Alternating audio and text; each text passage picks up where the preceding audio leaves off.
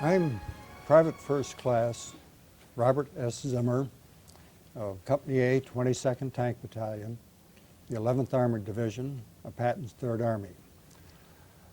I was born in Buffalo, New York on April 28, 1924, and I'm now living in Williamsburg, Virginia. As I said, I'm in the U.S. Army, and I served in World War II, and I achieved that illustrious rank of Private First Class. The interviewers today who are taking on the chore of getting my story are Scotty Springston, Don Byers, and Cameron's sound are run by Barbara Dorr, Marlene Waters, and Calvina Edwards. Okay, Bob, thank you so much for coming to meet with us today. And as we've started each of these interviews with World War II veterans, we have asked them to give us their remembrances of the events of December 7th, 1941. Could you tell us what you remember about that? Very vividly. I had been at church practicing for a Christmas pageant. And coming home, we heard that Pearl Harbor had been attacked. When I got home, my mother and dad were in a state of shock because not only was I of prime age to go in the war, but I had a younger brother who was a year and a half younger than I, so both of us were good candidates. They had lived through World War I, and they didn't want to live through another one, and certainly didn't want their sons to go. But we went, both of us enlisted. We didn't wait to be drafted. And then it was, well, life went on. At school the next day, the principal had all-school assembly. We heard President Roosevelt tell us about the dastardly attack and the date of infamy, and everybody was very serious. And almost immediately, seniors and even juniors and some sophomores started to enlist in the various services. And if they were only 17, they went to the Navy or the Marines. If they were 18, they tried for the Army or the Air Force. Everybody was going to go into service. So, and that's how I remember the 7th. Mm-hmm. And quite an impact. Tell us a little bit about your life before Pearl Harbor. Where'd you live and your parents? I lived in Buffalo, New York. My dad was a machinist on the Erie Railroad.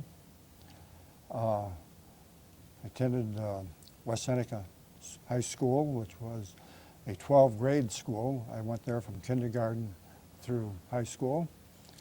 There were only 44 of us in the graduating class, so everybody participated in everything, which was one of the advantages of a small school.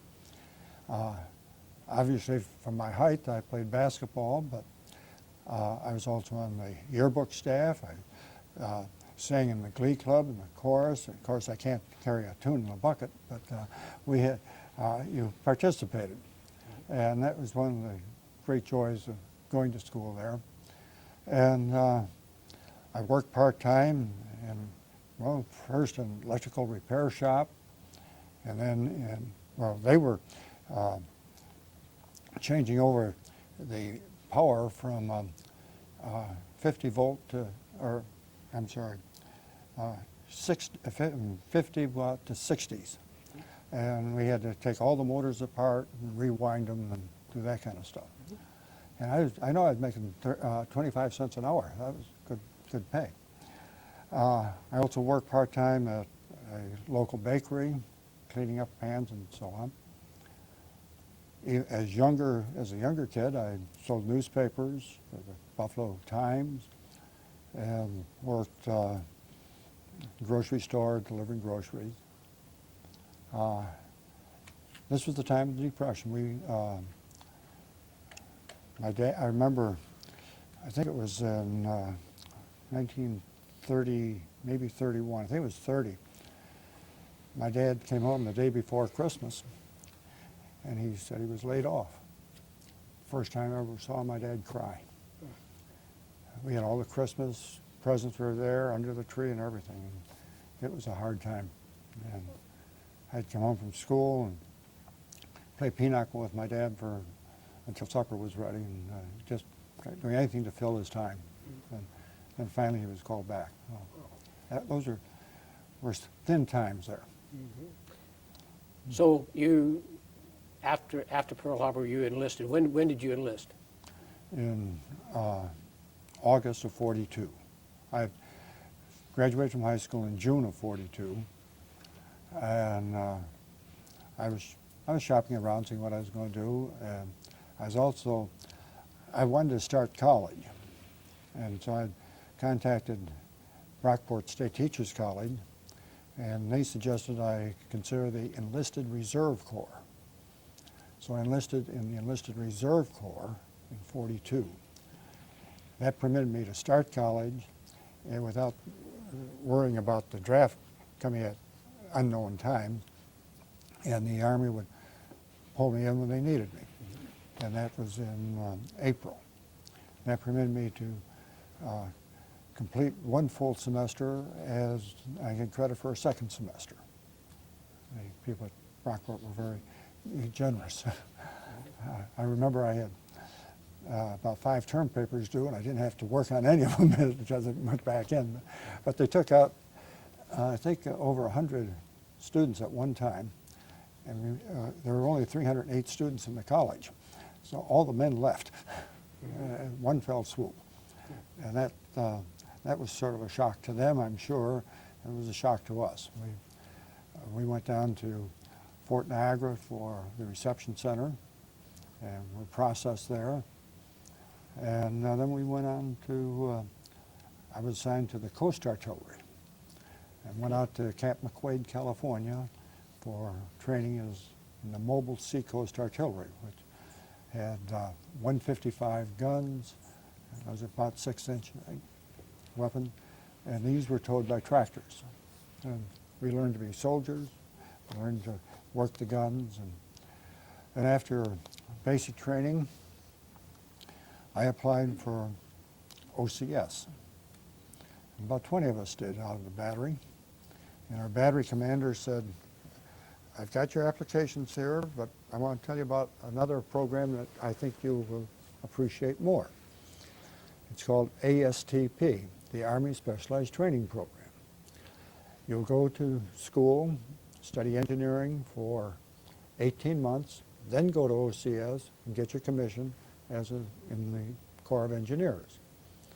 And 18 months in college sounded better than more basic training, so all of us said that's for me, and we went. Went to Stanford University for processing, and then we went to the University of Oregon in Eugene to study engineering. That was a very rigorous and controlled environment. Each quarter we had English, which was composition, mathematics, which was pre-calculus, I think. I don't know what they'd call it then or now. Chemistry, physics, geography, military science, history, and speech. That's a pretty heavy load in a quarter. And you're 18 years old. 18 years old. Okay. But we got up at 6, had formation, had breakfast, another formation, marched to class, and we marched to all classes, had supervised study halls in between classes, always marching, and finished up about 4 o'clock. We'd come back to the barracks or dormitory for lunch, went back out at 1 o'clock, classes in study hall, 4 o'clock, went for PE. We had 6 hours of PE every week. And then at 5 o'clock went to the dormitory for mail call, final formation, and dinner. At 6:30 we formed up again, marched to supervised study until 9:30, back in the dorm by 10, lights out at 11, and the days went on. Oh, my. And every morning we woke up to that wonderful song that I still hate. Oh, what a beautiful morning. Oh, oh So how long did this last? from September to end of March, about that time, and then they closed the program down, and all of us went to the 11th Armored Division. Okay, where were 1200 you? of us. Where were you? Where did you go to 11th Armored? Camp Cook, California, Okay. which is now Vandenberg Air Force Base. Oh, And they put us in all parts of the 11th, from the tanks to artillery to infantry to what have you. And we, being college kids, the guys who were there yet really didn't appreciate our coming in. And we didn't appreciate going there very much, but they had just come in off the desert and had sent out a cadre of people to start the 20th Armored Division, and had filled up all the NCO slots with their own people. And so all of us came in and filled the other slots, and no chance of promotion. But we learned to be tankers. We learned how to drive tanks. In fact, the first vehicle I ever drove was a tank. And some of my friends say that's how I drive yet. Then I got my first furlough. I've been in service over a year. Went home, put all affairs in order. Sort of scary when you have to fill out a will and so on. And went back. Got ready for shipment. Being in California, it was a 5-day trip by train each way. And I had a 15-day furlough. That didn't allow much time. So I took all my money out of saving bonds and everything and flew home. First time I'd ever flown. And that was a stop and go kind of thing. I think I was on at least 4 different airplanes before I got home. I got to Chicago, and then there was a storm over Lake Michigan, and they decided they had to land in Detroit. Then they put us on a train to finish the trip to Buffalo. So going back west, it was much easier. And I had seen people at church and Sunday school, then the next day I was in California, and I was on Breakfast at Sardi's radio program. They introduced me and they said, "How do you get there so quick?" So that was sort of fun. But then we got ready for our overseas shipment. Okay, so this was about in March? No, this was later than that. This was later than that. This was August, about August of... Okay, but you were on the West Coast. You had to come to the East Coast. Yeah. Ship you by train with your equipment or what? No equipment, No equipment. just the troops. Okay, to where? To Camp Kilmer, New Jersey. Okay. And then they were processing us, and we got on the SS Samaria, which was a passenger liner that had been on the Liverpool-Calcutta run, and we're on the ship. Did you go over in convoy, or did you try to? We were in a very large convoy, about 80 ships. Okay. There were about 5,000 of us on the ship, although we were single-loaded. That means we didn't have to share our sleeping quarters with anybody else. We slept in hammocks that were strung over the tables in the dining room. It was a rather smooth crossing. You got queasy once or twice, but nothing, no serious seasickness. We grew to hate the British food. Our food was horrible. One meal, and I'll never forget it, we had our mess kits, and put in some very thin oatmeal. On top of that, they put 2 potatoes that were cooked with the skins on, but they had neglected to wash them. They still had mud with them.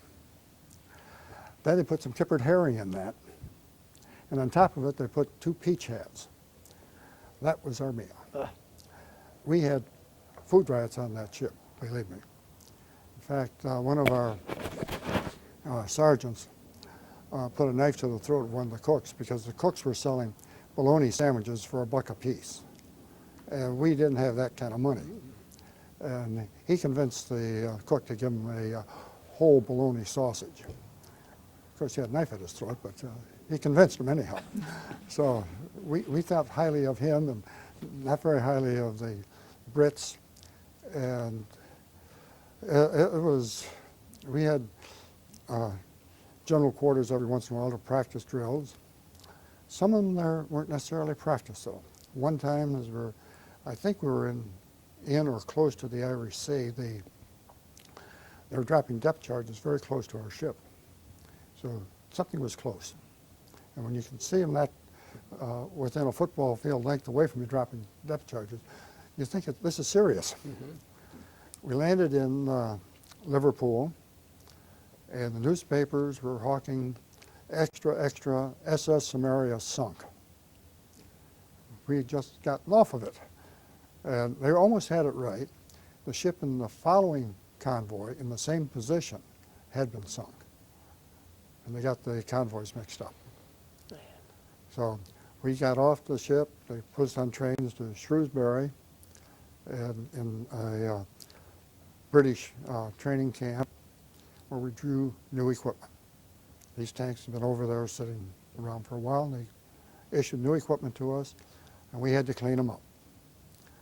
The guns were all full of cosmoline, and there's a lot of cosmoline on these things that had to be cleaned. We had to, of course, grease everything and then run the tanks to exercise the tracks as well as the engine and transmission. So we were driving them and then checking them all the time, checking the oil all the time. Just heavy maintenance getting these things ready to roll. We did get a couple, maybe 3 passes to London. They wanted us to see as much of the countryside as we could. Got to see Westminster Abbey and the Houses of Parliament and the Tower and so on. I think I should say this, it's delicate. Piccadilly Circus. Have you ever heard of Piccadilly Circus? Prostitutes were lined up going one way and the soldiers lined up going the other way. They were asking £2, which was equivalent to about $10, or up to £100. Oh my. You were groped, you were felt, everything else. It was very difficult to retain your virginity. It was a kind of experience you don't tell your grandkids about. Mm-hmm. Really, and I haven't. Now you'll probably get a copy of this tape and they'll hear that. Oh, I'll be careful of that. Can you censor that out? Well, on about the middle of December, we moved to Weymouth for shipping across the channel. We went in a LST, and we slept in Navy bunks with clean sheets, white sheets, and had good Navy chow. Mm-hmm. Best food I had in the military. We landed at Cherbourg, and as we were landing, there was a hospital ship there that was taking on wounded. That sort of calmed us down a little bit. Mm-hmm. Getting off of the LST, we were in tank number 4, so we were the 4th tank on, and so the 4th last off, so everybody was getting off. In the LST, they had some basketball baskets, backdrops, that were pulled up, and the vibrations of the tanks getting off, this one dropped down. Our gunner, Ellington, reached up and was lifting it up so it wouldn't hit the turret, or the hatch that was open like that. He just lifted up when Trevi got the word to move the track out, and he got his hand caught, and he lost 3 fingers and half his palm. Well, we had medical emergency then. We drove off, we picked up a motorcycle escort, and we delivered him to a hospital by tank. By tank. And the MP said they didn't know a tank could go that fast. Naturally, we had adjusted the governor, which was set that we couldn't drive over 28 miles an hour. We didn't want to be stopped by anything. We tied it down. We had steel tracks, and driving through Cherbourg, which had cobblestone streets with streetcar tracks in them, we'd make a turn, you'd see sparks coming as our tracks were hitting the cobblestones. We'd skid and slide around turns. I remember one time there's an MP on his motorcycle. He was standing over the motorcycle directing traffic. He sent our MP on a motorcycle through and put up his hand for us to stop. He had to scramble to get out of the way. Then we had two motorcycle escorts.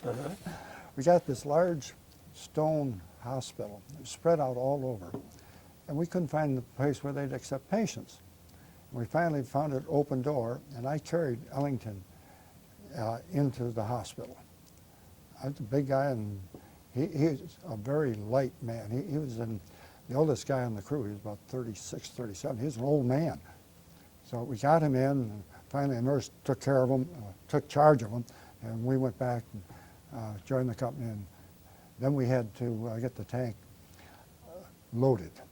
We were half loaded, gas and ammo. So we had to get fully loaded. The whole division was that way. And then we took off on a forced march from Cherbourg to Paris, went through Paris. When I say forced march, we drove until we ran out of gas. And a truck came, we gassed up and kept going. If we blew a bogey, these are the round wheels that the tracks ride on, and they're covered with rubber. Sometimes that rubber would peel off. Then we'd have to have our maintenance truck would come by and be able to replace a bogey. And that was hard work, but they did that. And we kept rolling. Went through Paris, and people in Paris were delighted to see us.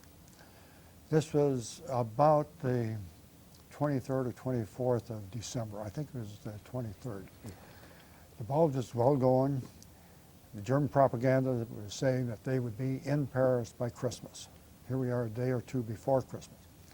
And they decided that the whole 11th Armored Division should drive through Paris to give the morale of the French a boost, because an Armored Division is impressive when all their tanks and artillery and half tracks go through.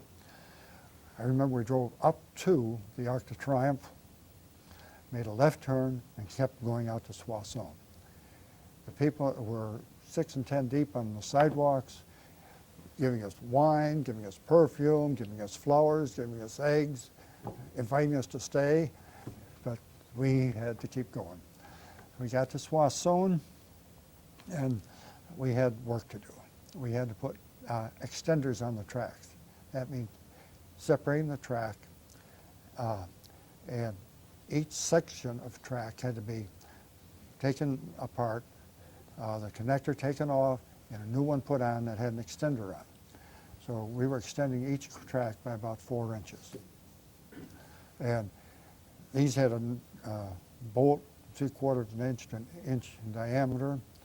It took all your strength with a long-handled wrench to get that off. And then you'd have to belt it off, the connector off with a sledgehammer, put the new one on with the sledgehammer, put the bolt on, tighten it up, and then go to the next segment of the track. Now, the purpose for these extenders? The purpose was to give us a little more width in going through ice and snow. And these worked pretty well. Tore up the roads, terrible though. And we did that, and then they discovered that our tank transmission wasn't working quite right. And they said they wanted to replace the transmission. So our ordnance, 11th Armored Ordnance that was with us, kept us back, and the division went on. They replaced the transmission, and then they decided they better replace the engine.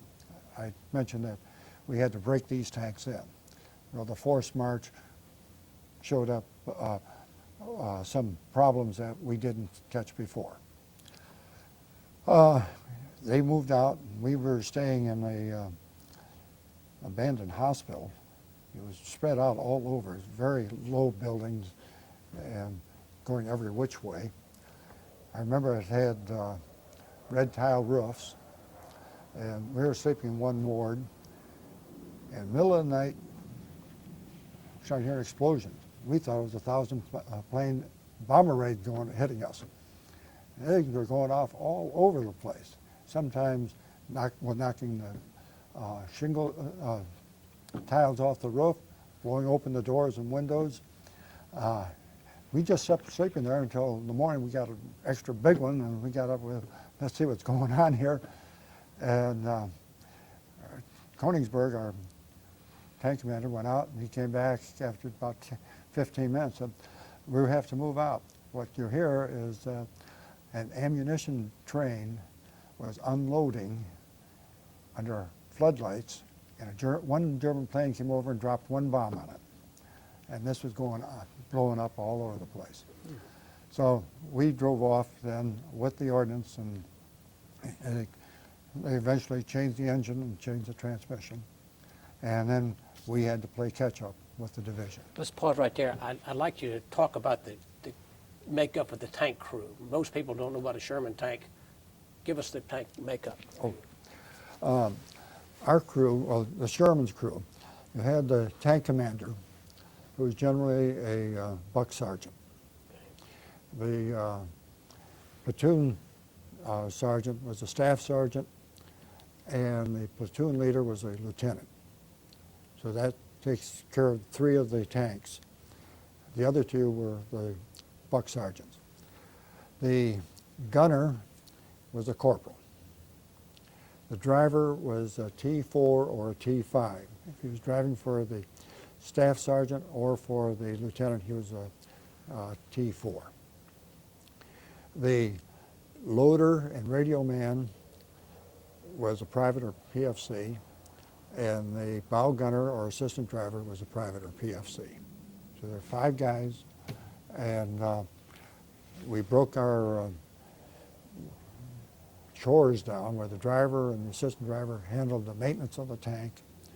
The gunner and the loader handled the maintenance of the guns. And the tank commander was off someplace getting instructions what we were supposed to do and drinking coffee with the boss. Okay, thank you. I didn't know what the makeup was. Okay, so you got the tank fixed then, and you headed on. Yes. And we were going through part of France into Belgium on the road to... Are you by yourself or are you in convoy? We were by ourselves. Okay. And the roads are icy and a lot of snow. And the roads they were narrow, they were country roads. They had a hard surface on. But they had a crown on it. So they, in rainy weather, they drained down to the ditches. In icy weather, they were icy, and we could navigate okay if we were right on the crown and balanced. If we lost our balance one way or the other, we'd slide down into the ditch. Our tracks would spin until we got some traction in the soft dirt, then we'd come back up on there. And we'd try to catch it so we'd be on the center again, but usually we went down the other side. And we'd go up and down, up and down. Well, that wasn't bad enough, but along the sides of both sides of that street, there were a lot of trees, that big around, and they all had notches in them, and they had little white boxes about that big and wrapped around with wire. We didn't think much of those until we realized that those little white boxes were boxes of TNT, and that wire was primacord. This whole section of road had been mined so that they could blow them, and all these trees would come across that road like jackstraws. And we would come inches from one of these trees before we get traction and get up on it. That was an interesting drive. Mm-hmm, I'm sure. And so how long did you go through this labyrinth? It sounds for a long time, but I'm sure It wasn't more than a couple of miles. Okay. I remember we passed a little boy, I guess he may have been about 6 years old, standing by the side of the road. There's a farmhouse way back, and he was just standing there shivering. He came out to see the tank go by. We stopped, and he was so cold. We took some of our wool socks that we had, and we put them on his legs, gave him a scarf and a little wool hat, gave him some of our rations. We didn't have that many, we weren't carrying much. But he just broke your heart. He was just standing there, a little, sort of red-haired little kid, but the war was passing him by, and that was sad. Just before we got to Neuf-Chateau, the ice, came to a hill, and the ice was so bad that we just kept slipping on it. We couldn't negotiate up. And there was like a logging road near right there, and we sort of backed into that and put the tank in the clump of trees and said we're going to wait till morning before we go on because it was already just about dark. So we bedded down for the night. We probably should have had a guard, but we didn't. We said if they're going to get us, they're going to get us, so we're going to get our sleep. And so we spent the night like that, sleeping in the tank. In the morning, it was bright and sunshiny. We went out, and that road was still a sheet of ice. We couldn't even drive across it, not alone go up it. A Army 6x6 truck came by. We flagged him down. He was empty. We got a 5-gallon can of gas from him. We poured that on the road and put a match in it. It melted all the ice. We were able to drive and go on. He thought we were absolutely crazy because, we weren't very far from the front, and that would be sure to attract some attention. So he went his way, and we crossed and followed the logging road up to the top of the hill, and then got onto the road, and we could proceed again. And we got into, I think that next night, we stopped in a farmyard, borrowed some hay, made a bed, and spread our tarp and went to sleep. In the morning, the farmer was there, and he had a fire going of some hay in a 55-gallon drum so we could be warm while we were dressing, and he gave us some coffee. And I'm sure that coffee was very precious to him. But this one crew there, they came out, gave us some coffee. I'll never forget the hospitality of those Belgians. And where were you sleeping? In the tank? You weren't sleeping in the tank? That night we slept on the straw outside the tank. Then we got into Neuf-Chateau and found that we had to wait. That's where the division headquarters were, for somebody from the company to come back and take us up to the front. And we had to wait a little longer than they expected because our outfit was in action. And the baptism of fire was a disaster for us.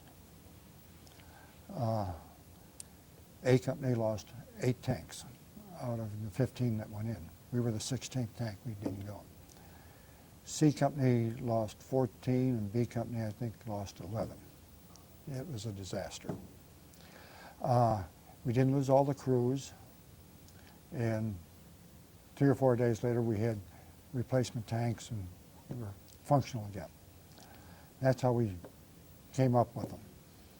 And one of the guys that had been killed was a platoon sergeant, and our tank commander became platoon sergeant then.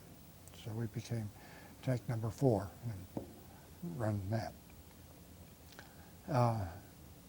The guys that were lost or close to us, some of them were wounded badly, and everybody was sort of in a state of shock.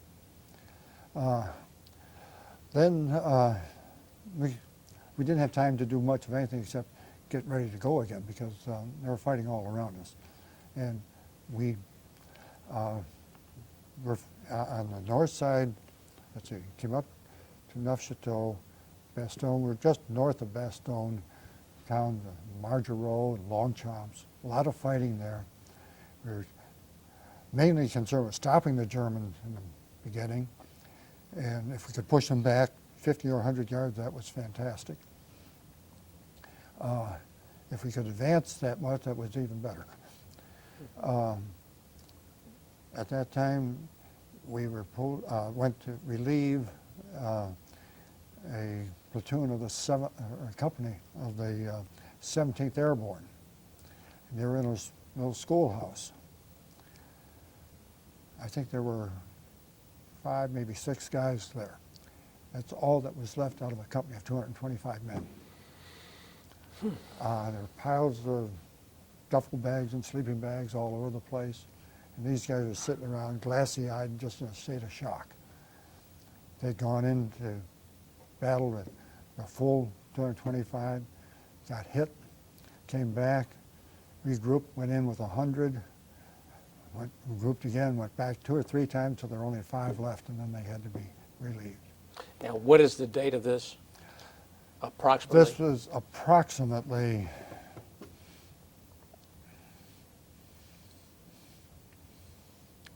'28th, '29th, maybe even 30th of December. Of December of 44. Yeah. Okay. And it was very cold, very snowy, and there was a lot of heavy fighting then. Then we started to be a little more successful in pushing them back. And we were, it reminded me of a chess game. We were in one spot for a couple hours during the night, then they moved to another spot a couple miles away, and back and forth, hither and yon, to be in a position where they wanted us to be, but didn't want the Germans to know that we'd be there.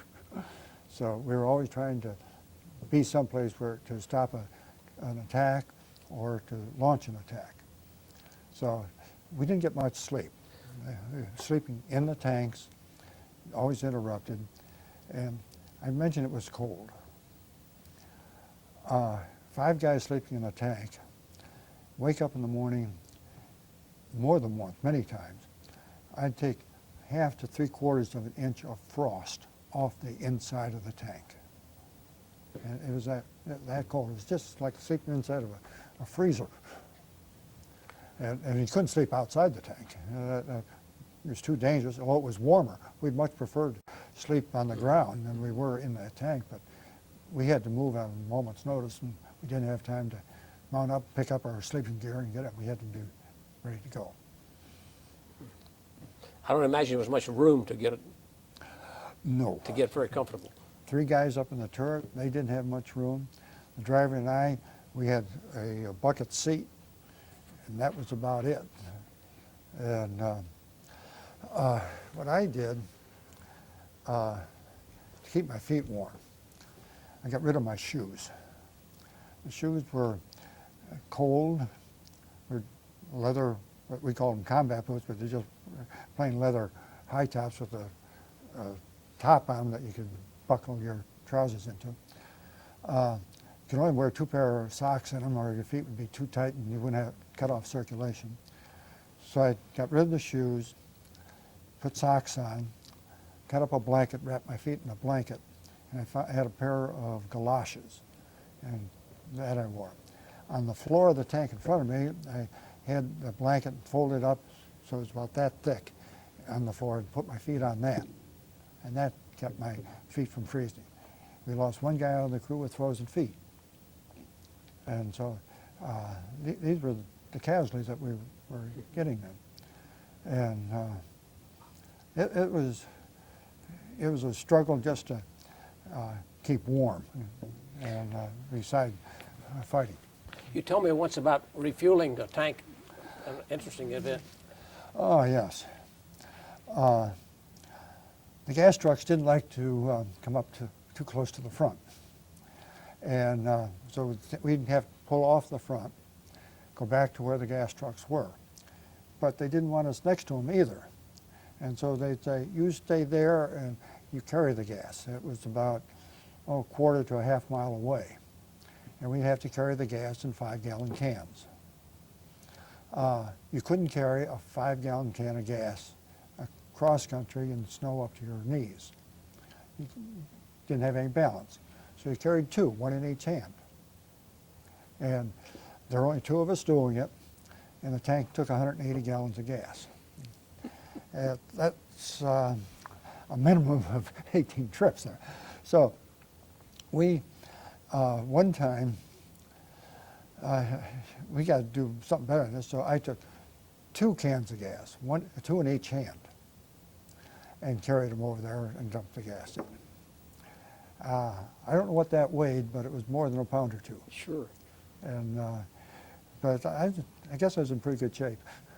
And, we got it done. Okay, so how long were you involved in that? The Battle of the Bulge, that's what you were involved with. And how long were you involved with that before you finally overcame the Germans? Oh, there's a lot of people giving different dates as to when the Battle of the Bulge was over. Some say a month after it started, which would be about the middle of January. I don't think so. We were fighting awfully hard then. Some say the 1st of February, when we got back to where they started from and into Luxembourg. But we were fighting the Germans all the time to the Rhine. And there was a lot of action all the time. So I really don't think that battle was over until we reached the Rhine. Which was later? That was later. That would have been about the Almost early March. To get there, after the immediate bulge, after being around Bastogne, first we made the first cutoff of the bulge at Houffalize, and we met the our first army. We met them at Houffalize. That was the first cutting them off. What was that town's name? Houffalize, Houflaise.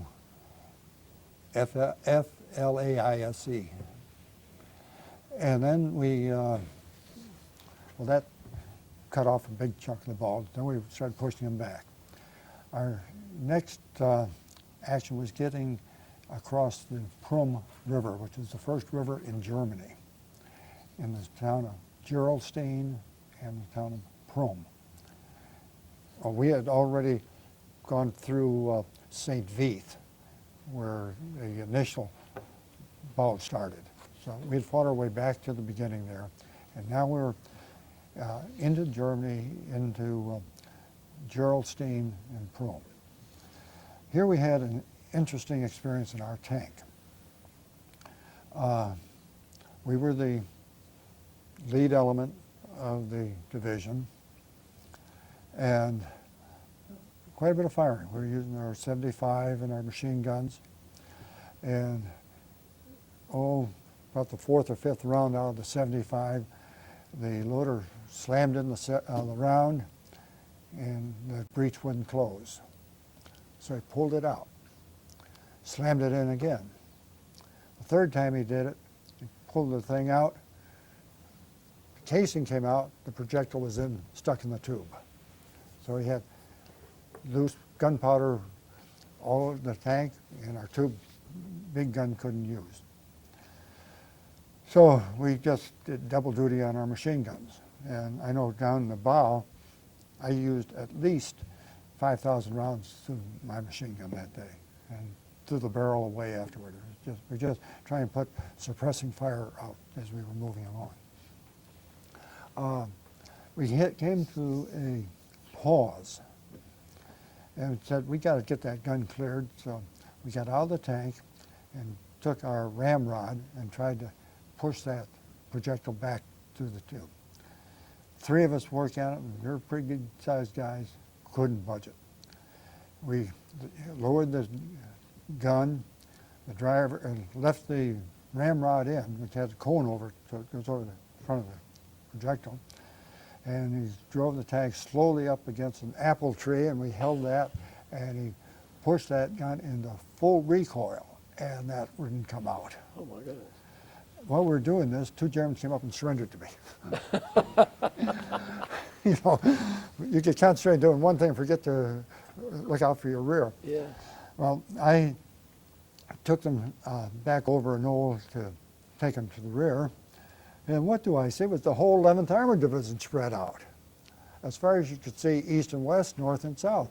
Tanks, half-tracks, armored artillery, everything was there. They were just waiting us to make a break.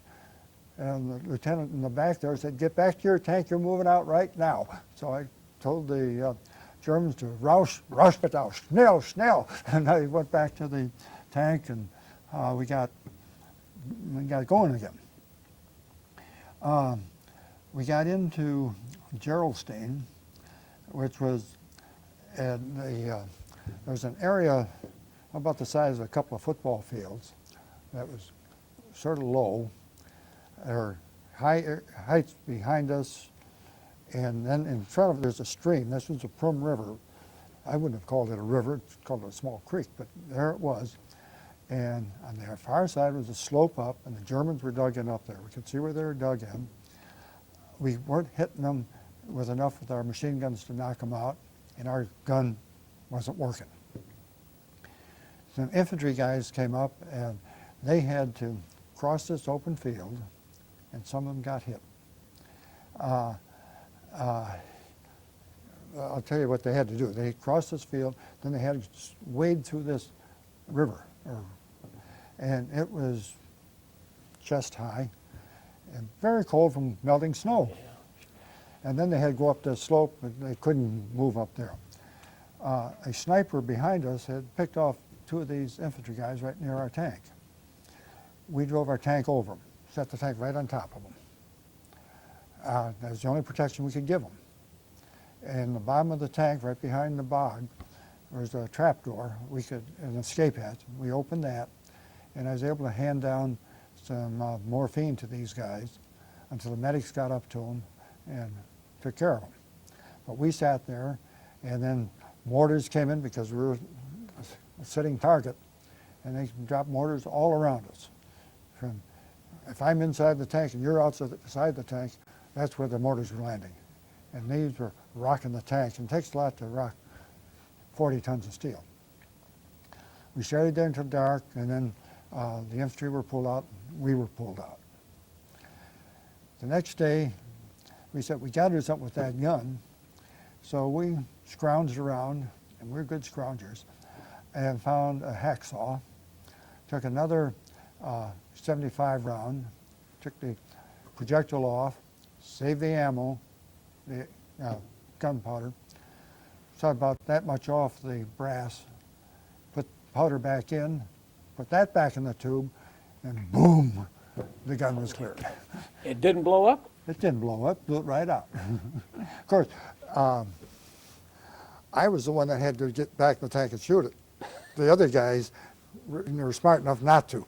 Oh, my. But then we were back in business and went into Luxembourg, started clearing the Siegfried line, the Dragon Teeth. Will you tell us about the Siegfried line? Describe it for us. It was several belts of defenses. They were in depth. I know it was a couple of miles deep, maybe even 5, I don't know. They'd have a belt of dragon's teeth. These were about concrete pillars that were about 4 feet high, and 4 sides were sloping. You couldn't drive a tank up on them, you'd get caught. You couldn't drive a tank between them, you'd get caught. They were all up and down the whole border there. And these This is the German border? German-Luxembourg Border, okay. and German-Belgian border. There are also minefields there. We didn't have much trouble with the Dragon's Teeth because we had a couple of tanks in the company that were fitted with bulldozer blades. And we just scraped up dirt and filled them up and drove over them. No problem. And we used the bulldozers to clear the minefields. Again, no great problem. Get enough dirt there, they blow up in that, no thing. The pillboxes are something else.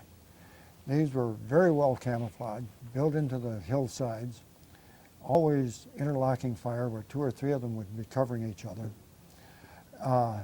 Some of them had 88s in, some had 75s. They all had machine guns.